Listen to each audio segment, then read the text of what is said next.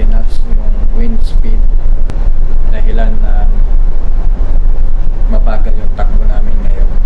Tingnan natin yung sitwasyon ng hangin at nung sitwasyon sa labas.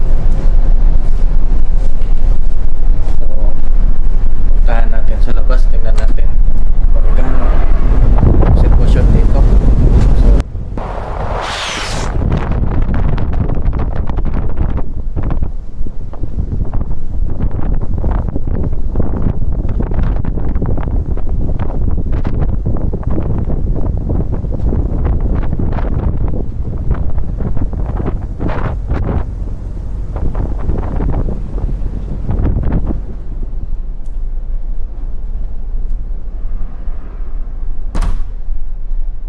malakas yung hangin sa labas.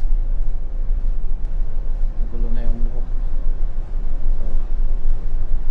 So yung hangin sa labas is ayan, umaabot ng 7 Beaufort.